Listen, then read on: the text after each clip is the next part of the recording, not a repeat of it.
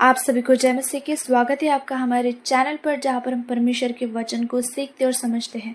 आज का टॉपिक जो है वो बहुत ही महत्वपूर्ण होने जा रहा है और हर एक विश्वासी के लिए ये शिक्षा बहुत ही महत्वपूर्ण होने जा रही है। तो आप सभी ने वीडियो को स्टार्ट टू एंड पूरा देखना है और मेरा विश्वास है ये शिक्षा आपके जीवन में जरूर परमेश्वर की ग्रेस को लेकर आएंगे जब आप इस शिक्षाओं के ऊपर चलोगे। तो आज की टीचिंग को लेने से पहले मैं आपको बहुत ही महत्वपूर्ण बात बताने वाली हूँ, जो कि है आपके जीवन में कोई भी परिस्थिति, हालात या फिर कोई भी डिप्रेशन, चिंता आपके जीवन में आई हो तो फिर भी आपने परमेश्वर की उपस्थिति में जाने से अपने आप को नहीं रोकना। क्योंकि जब हम नॉर्मली होते हैं, कोई संकट परेशानियां नहीं होती, तब तो हम सही तरीके से परमेश्वर के साथ चलते हैं, प्रार्थना वगैरह करते। लेकिन जब चिंता, परेशानी, डिप्रेशन या कोई हालात, परिस्थिति हमारे जीवन में आती है तो हम परमेश्वर से दूर हो जाते हैं। लेकिन इस सिचुएशन में जो है वो शैतान फाड़ खाने की कोशिश करता है। तो इसलिए आपको परमेश्वर के छाए हुए स्थान में बैठना है, निरंतर प्रेयर में रहना है और अपने आप को प्रोटेक्ट रखना है और अपने परिवार को भी प्रोटेक्ट रखना है। क्योंकि शैतान इस सिचुएशन और हालातों, परिस्थितियों में आता है जब आप दुखी और निराश हो जाते हो। जब आप दुखी और निराश हो जाते हो, शैतान को एक अवसर मिलता है कि आपके जीवन में वो काम करे। तो आपको क्या करना है? परमेश्वर के हाथों में अपने आप को सौंप देना है, प्रार्थना में जाना है।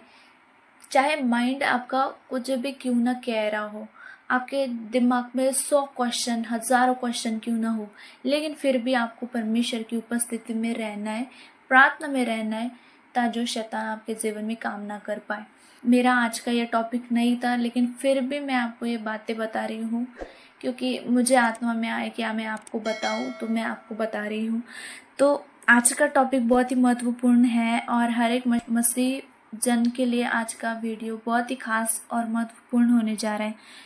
तो वीडियो को स्टार्ट टू एंड पूरा देखें, वीडियो को स्किप ना करें, क्योंकि अगर आप वीडियो को स्किप करोगे तो आधी शिक्षा आपको कुछ लाभ नहीं पहुंचाएंगी। क्योंकि पूरी शिक्षा लेनी बहुत ज़रूरी होती है जीवन में। मैं बहुत समय से इस टॉपिक के ऊपर वीडियो बनाना चाहती थी, लेकिन मुझे टाइम नहीं मिला। मुझे लगता है 1 मंथ से मैं चाहती थी कि मैं इस टॉपिक के ऊपर वीडियो बनाऊं, लेकिन कोई बात नहीं, आज मैं इस टॉपिक के ऊपर वीडियो बना रही हूँ। आज का टॉपिक है जवान अपनी जवानी को कैसे सही रखे और व्यभिचार से कैसे बचे रहे। आज का बहुत ही महत्वपूर्ण टॉपिक है, क्योंकि मैंने ऐसे पर्सनली लोगों को देखा है जो अभी भी व्यभिचार के अधीन है। और बहुत ही सोचने वाली बात है, वो लोग जो है वो परमेश्वर के लोग हैं जो इस आत्मा के अधीन है। इन 2 मंथ के बीच में मैंने ऐसे व्यक्ति को पर्सनली देखा है कि वो व्यक्ति परमेश्वर के प्रति बहुत ही लव करता है, परमेश्वर से बहुत ही लव करता है, परमेश्वर के प्रति बहुत ही पैशनेट है, बहुत ही एंथुसियाज्म है उसके अंदर परमेश्वर के प्रति। लेकिन उसके अंदर मैंने एक कमी पाई और वो कमी थी व्यभिचार। मैं आपको बताना चाहती हूँ, व्यभिचार एक ऐसी आत्मा है जो आपको परमेश्वर की ग्रेस में बढ़ने से रोकती है और परमेश्वर की ग्रेस को अपने ऊपर लेने से रोकती है। आपके कार्यों को वो बिगाड़ने वाली स्पिरिट है, आपको वो स्थिर नहीं रख सकती परमेश्वर में। हो सकता है आप परमेश्वर से बहुत ही लव करते हो, लेकिन आप उस उद्धार को नहीं ले सकते जब तक आप पाप क्षमा में नहीं हो, व्यभिचार से छूटे हुए नहीं हो। बहुत से ऐसे लोग हैं जो अंदर ही अंदर इस पाप से लड़ रहे हैं।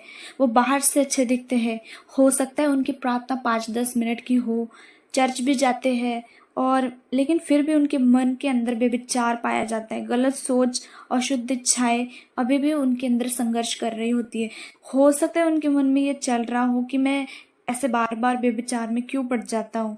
तो बात यहाँ हर वो आदत की है जो पाप की कैटेगरी में आती है। तो ऐसा नहीं है कि हर एक जन जो है वो व्यभिचार की ही आत्मा से ग्रसित है।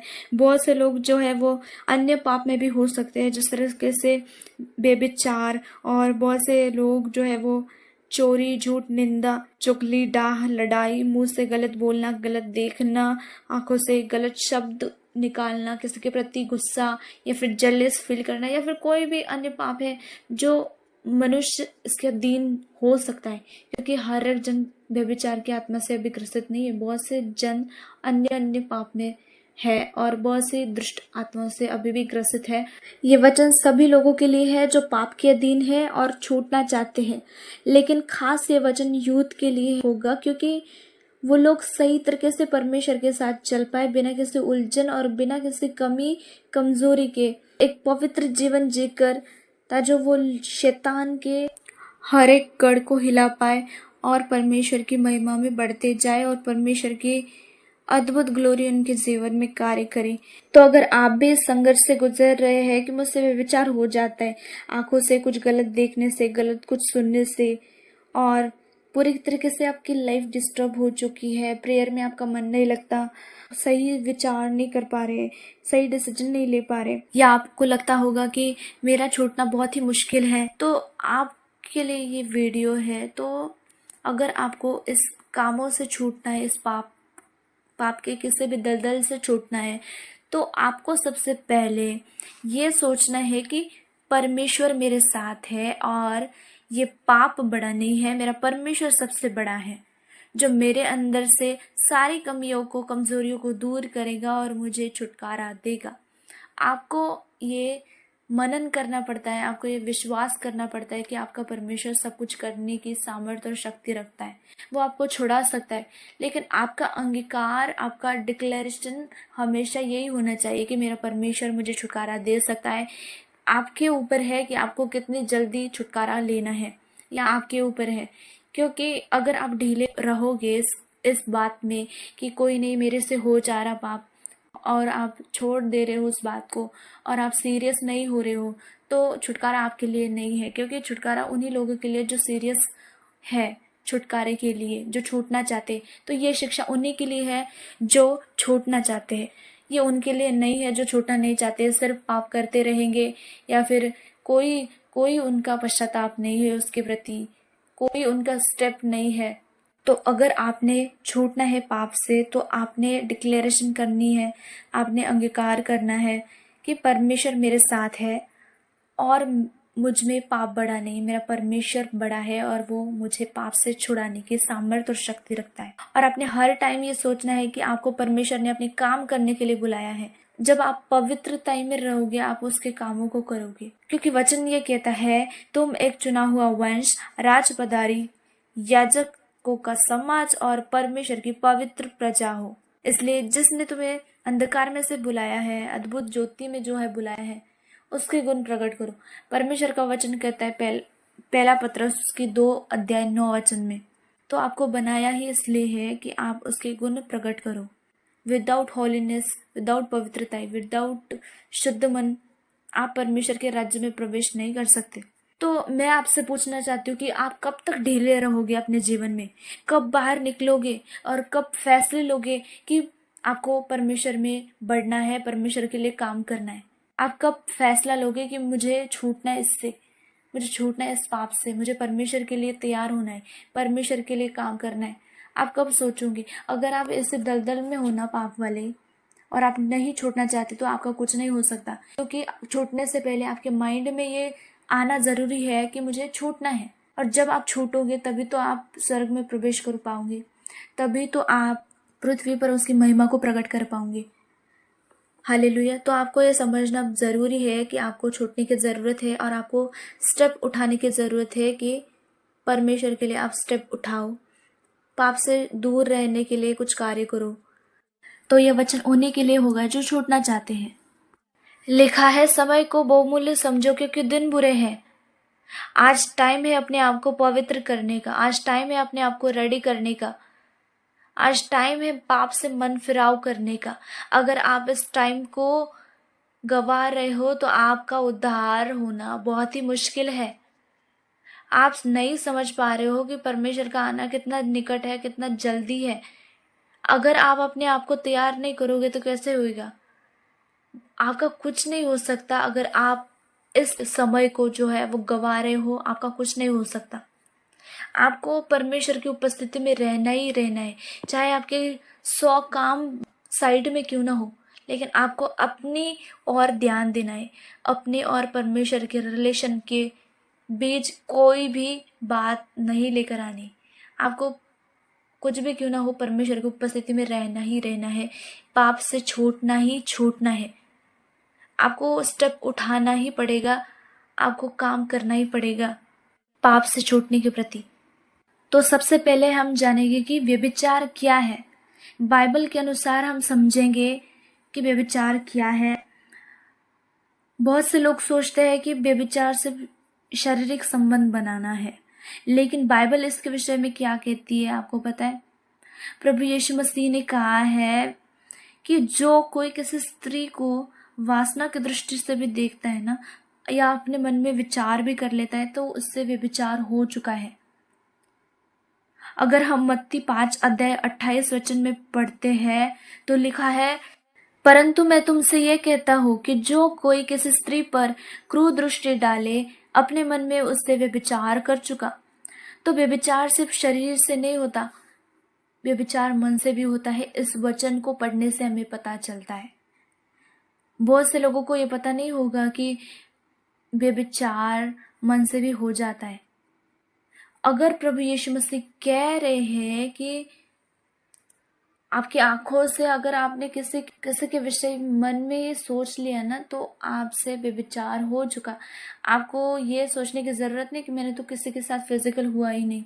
आज बहुत से लोग इसी भ्रम में है कि मैंने कौन सा गलत काम किया है, मैंने तो सिर्फ देखा ही तो है उस लड़की को। लेकिन मन में आपके अंदर क्या जा रहा है ये सिर्फ आपको पता है और उस परमेश्वर को पता है। हो सकता है आप किसी को पता नहीं है कि आप किस तरह से व्यक्ति हो, किस तरह से सोच रखने वाले व्यक्ति हो, लेकिन प्रभु यीशु मसीह को सब कुछ पता है। और प्रभु यीशु मसीह इसलिए वचन को कहते हैं कि तुम पाप में ना गिरो। तो सबसे पहले आंखों से व्यभिचार होता है मनुष्य की, आंखों से ही पाप हो जाता है। अगर आंखों से पाप हो गया तो पाप हो चुका है, व्यभिचार हो चुका है। इसलिए आपको ये सोचने की जरूरत नहीं कि मैंने व्यभिचार नहीं किया या फिर किसी के साथ फिजिकल में नहीं हुआ। आपने मन में सोच लिया है, मतलब आपने व्यभिचार कर चुका है। गहरा वचन है, प्रभु यीशु मसीह कहते हैं, और ये सच है, आज लोग आज के समय में देखने के द्वारा पाप में गिरे जा रहे हैं। मायने करता है कि आप देख क्या रहे हो, सुन क्या रहे हो और बोल क्या रहे हो।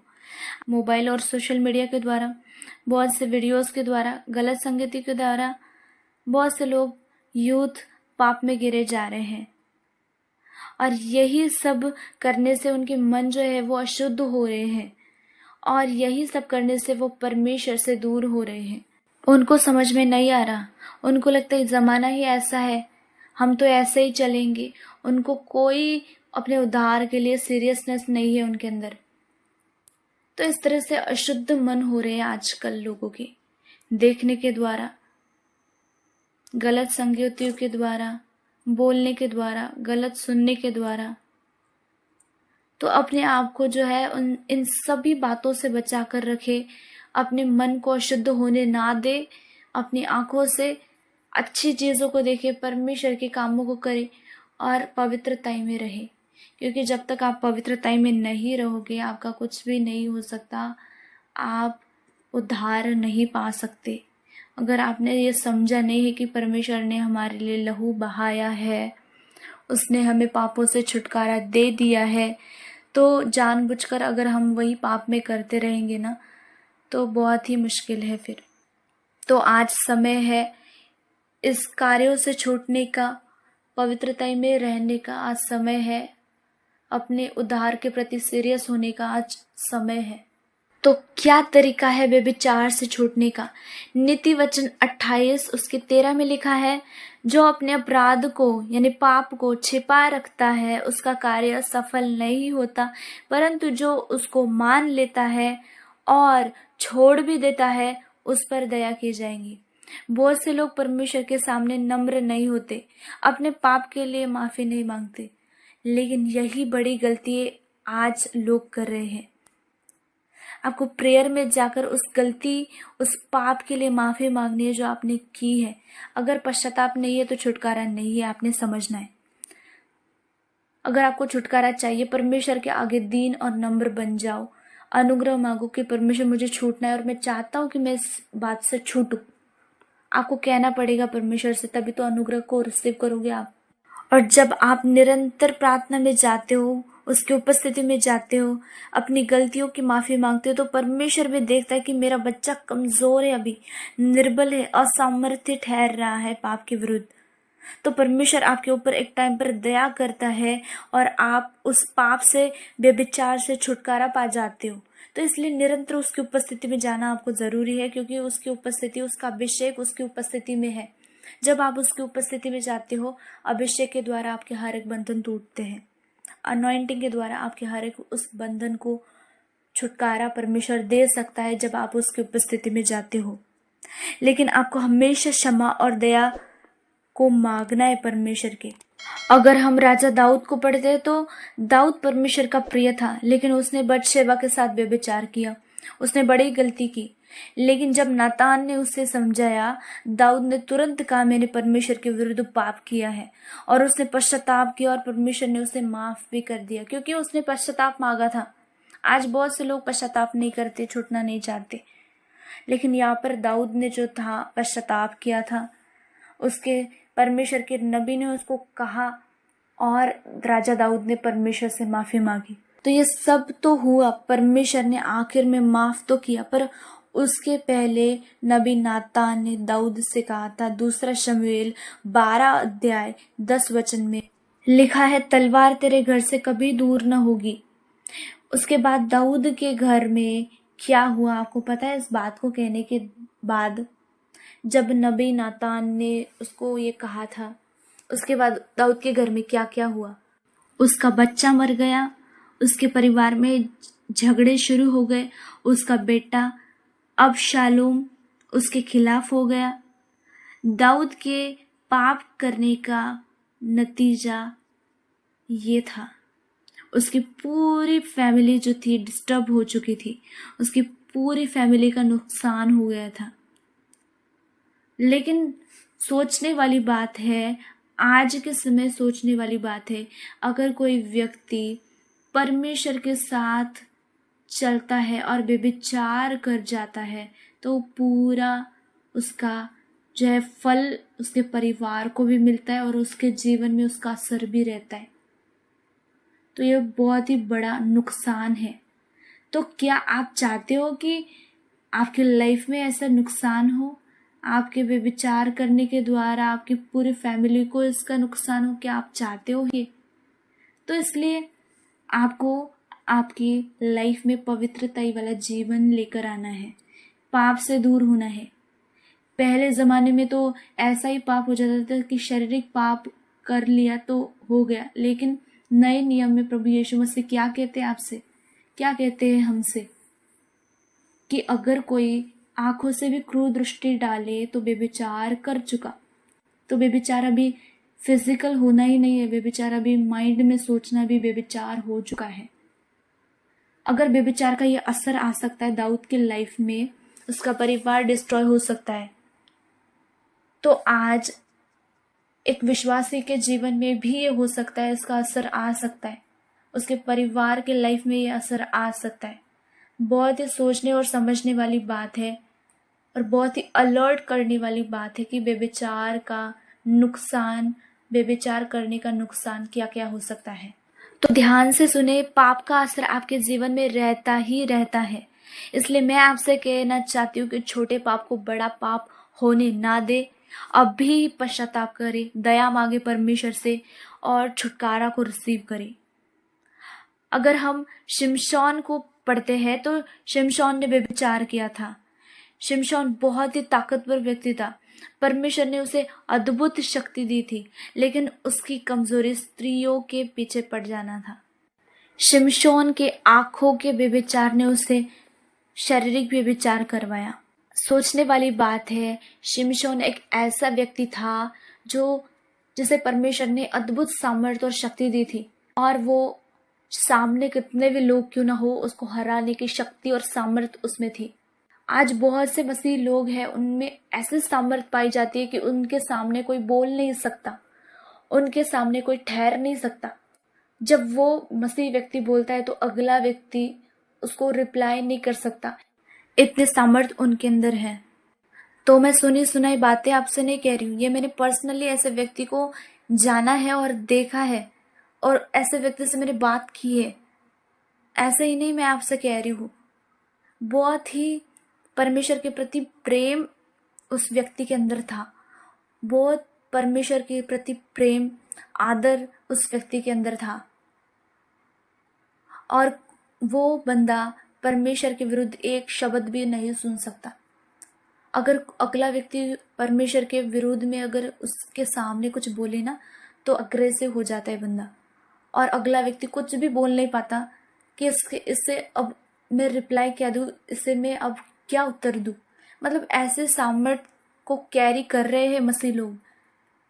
लेकिन उस व्यक्ति की सबसे बड़ी कमजोरी थी। उसी ही व्यक्ति ने मुझसे कहा कि मेरी एक ऐसी गलती है, एक ऐसा कमजोरी है कि अगर मैं किसी लड़की लड़का को देखता हूँ एक साथ, तो मुझसे पाप हो जाता है, और मेरे माइंड में यह सोच विचार चलता रहता है कि बुरे विचार, मतलब ये विचार उनके एंटर हो जाता है उनके अंदर। और समझने वाली बात है, वो व्यक्ति परमेश्वर का काम कर रहा है, अभी भी काम कर रहा है सोशल मीडिया पर। नाम नहीं लूँगी क्योंकि हो सकता है वो व्यक्ति देख रहा हो, और ऐसा नाम लेना उचित भी नहीं है, सही भी नहीं है। उस व्यक्ति के 8,000 से भी ज़्यादा फॉलोवर्स हैं इंस्टा पर। ऐसे व्यक्ति से मैंने बात की है, तो उनकी जो थी वो कमज़ोरी थी। उन्होंने मुझे बताया कि मुझसे ऐसा ऐसा हो जाता है। मैंने कहा अधिक से अधिक बाइबल पढ़ा करो, अधिक से अधिक प्रेयर में रहो, आप ज़रूर छुटकारे को रिसीव करोगे। तो शिमशोन की तरह बहुत से लोग हो सकते हैं पाप में है। शिमशोन की तरह से वो सामर्थ को कैरी करते हैं, अथॉरिटी को कैरी करते हैं, लेकिन कमज़ोरी उनकी जो थी वो, जिस तरह से व्यभिचार शिमशोन ने किया था, जिस तरह से शिमशोन लड़कियों के पीछे था, गलत सोच थी, और गलत सोच के कारण मन भी अशुद्ध था। उसी तरह से आज बहुत से लोगों के अंदर मन अशुद्ध है, सोच उनकी अशुद्ध हो चुकी है। सेम वही प्रॉब्लम उस व्यक्ति के अंदर था। साथ में वो व्यक्ति सोशल मीडिया के ऊपर वचन भी पोस्ट अपलोड भी कर रहा है। 8,000 से अधिक उसके फॉलोवर्स भी है, लेकिन फिर भी वो पाप में है। क्यों? क्योंकि परमेश्वर को पहला स्थान नहीं है। पाप से छूटना नहीं चाहते, बस फंसे रहना चाहते उसी पाप में। लेकिन परमेश्वर आपसे ये नहीं लेगा कि आपने काम कितना किया है।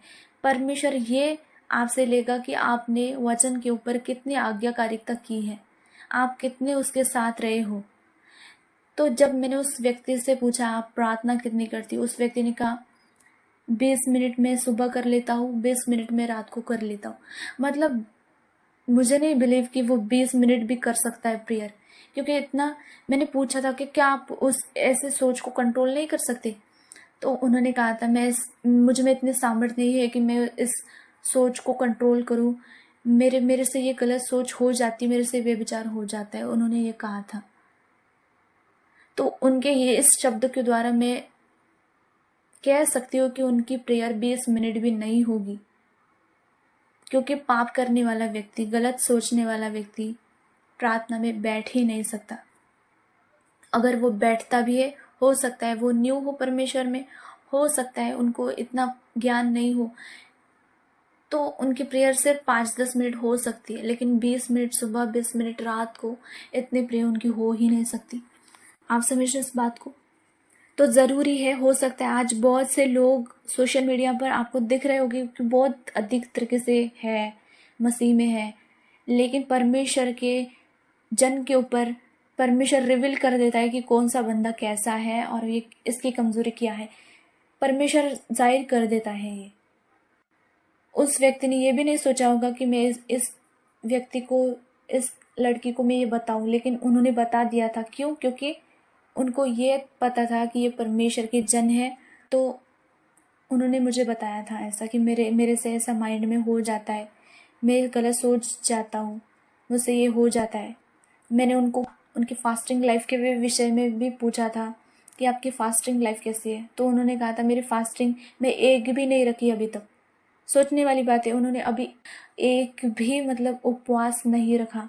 क्या हम ऐसे व्यक्ति को सीरियस व्यक्ति कह सकते हैं मसीह में? बिल्कुल भी नहीं।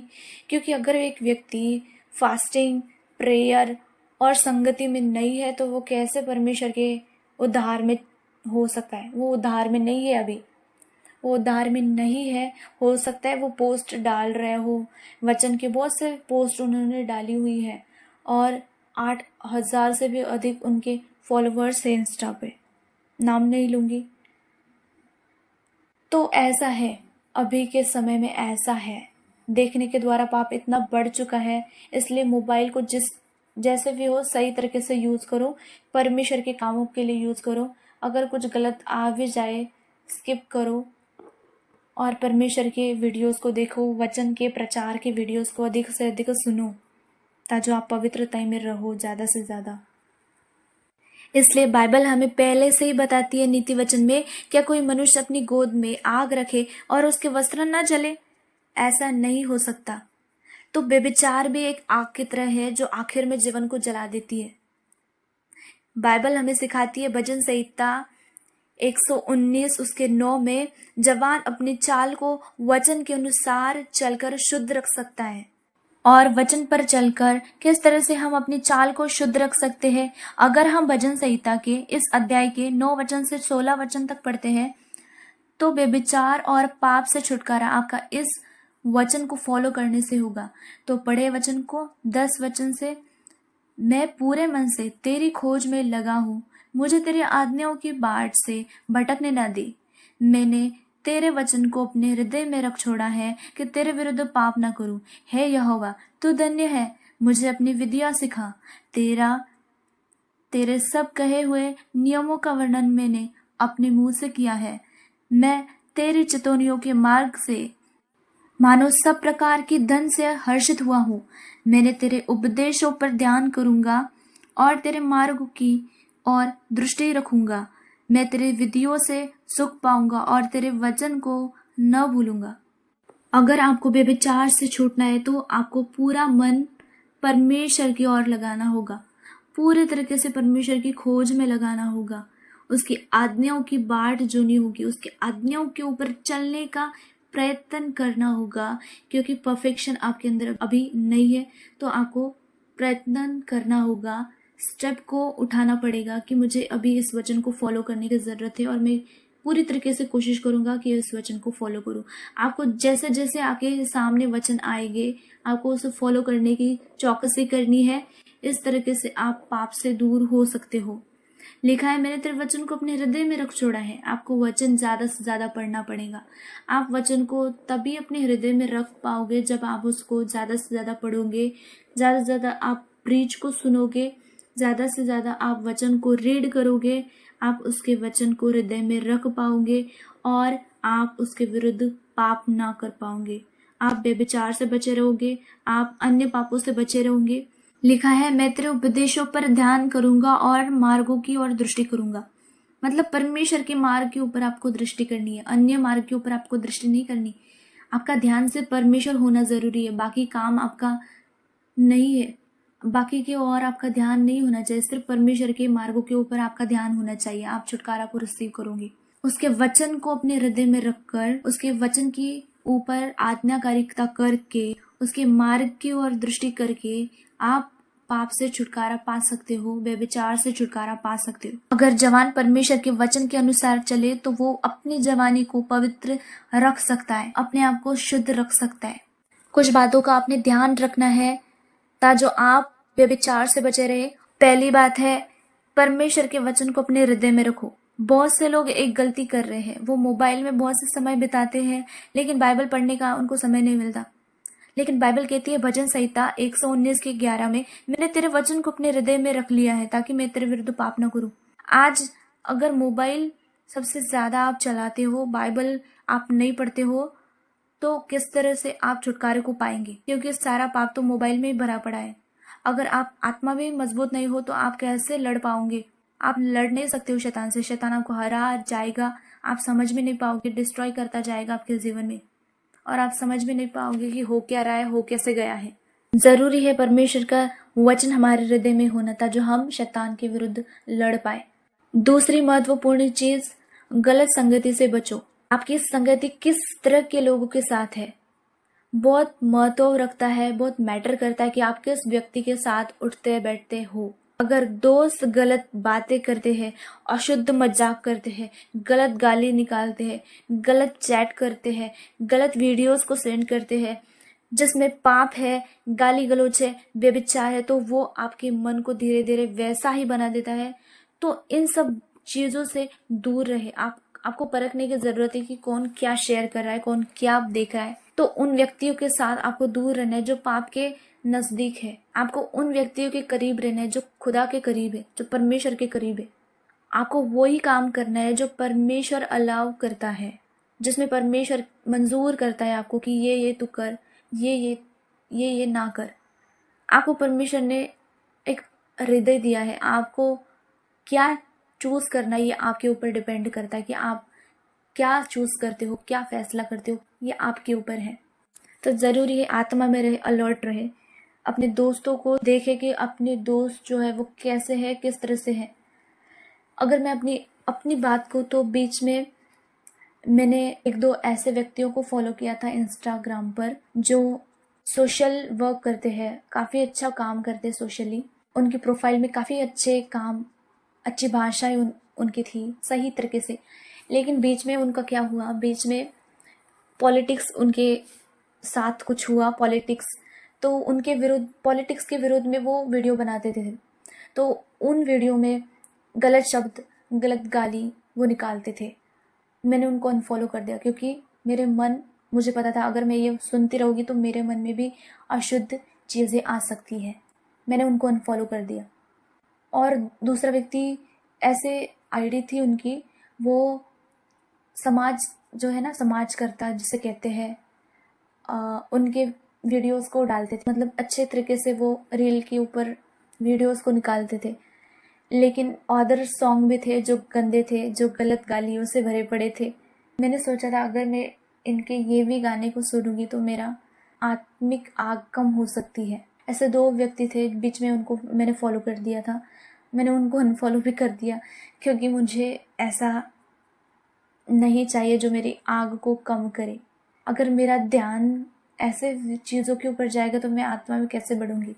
मुझे वही देखना है जो मेरा परमेश्वर अलाउ करता है, मुझे वही सुनना है जो मेरा परमेश्वर मुझे अलाउ करता है, मुझे वही बोलना है जो मेरा परमेश्वर मुझे अलाउ करता है। आप समझ रहे हो। और ये आपको भी फॉलो करने की ज़रूरत है।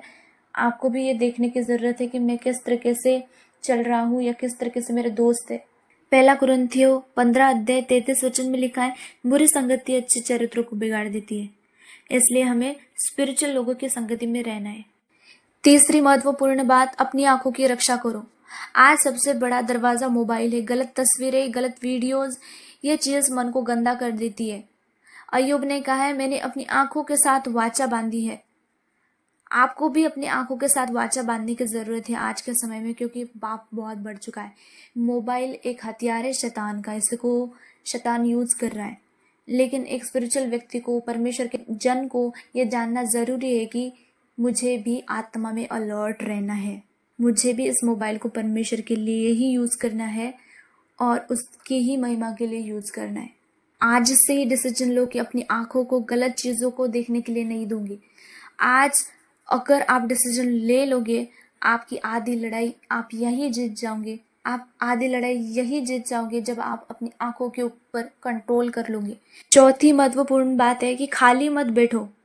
बहुत बार पाप इसलिए होता है कि जब आप खाली बैठते हो तो शैतान इजीली अटैक आपके माइंड के ऊपर कर लेता है। जब आप खाली बैठते हो, जब आपका दिमाग खाली होता है तो गलत विचार जल्दी आ जाते हैं। शैतान बहुत ही इजी तरीके से इजीली अटैक कर सकता है आपके जीवन में।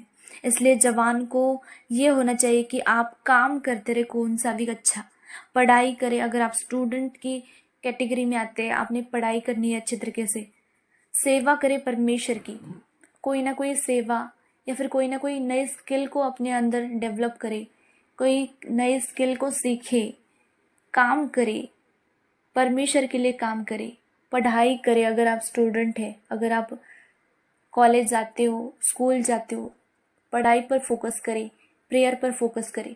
तो ये बहुत ज़रूरी बात है और बहुत महत्वपूर्ण बात है कि अकेले नहीं बैठना। अगर आप खाली बैठते भी हो तो उन समय में भी आपको परमेश्वर का ही विचार आना चाहिए, परमेश्वर का ही सोच आनी चाहिए, उसके विज़न के बारे में ही सोचना चाहिए। आपको उसी में लगे रहना चाहिए ताकि शैतान आपके जीवन में कार्य ना करे। मुझे भी अकेले बैठना बहुत पसंद है। जब मैं अकेले बैठती हूँ तो मैं परमेश्वर से बातें करती हूँ, मैं परमेश्वर के उपस्थिति में चली जाती हूँ, मैं परमेश्वर के ध्यान में चली जाती हूँ। शाम का समय हो तो अपने टेरेस पर जाती हूँ तो मैं परमेश्वर के ध्यान में लगी रहती हूँ।